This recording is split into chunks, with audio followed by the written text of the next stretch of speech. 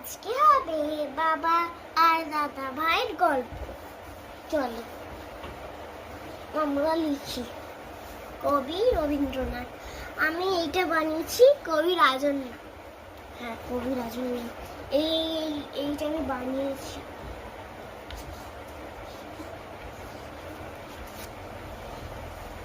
চোখে পড়ছে কবি রাজন্যা। আমি লিখে নি, তারপর দেখাচ্ছি তোমাদের। কবি রাজন্যা দেখো, আমার আগে লেখা হয়ে গেছে একটি বাবা আর দাদা আর ভাই। লিখেছি একটি বাবা আর দাদা আর ভাই।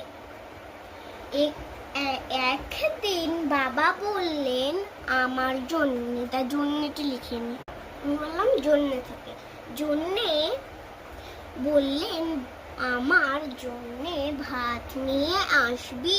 দাদা আর ভাই বলল। আমি ভুলে গেছিলাম যে আমি এই ভিডিওটা কন্টিনিউ করব। আমি গেলটা লিখেই তোমাদের বলে দেবো পুরোটা। চলো এবার এটা বলি। কবি রাজন্যা।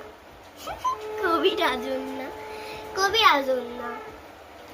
একটি বাবা আর দাদা আর ভাই।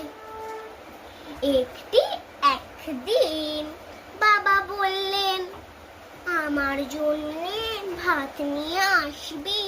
দাদা আর ভাই বলল হ্যাঁ বাবা নিয়ে আসছি।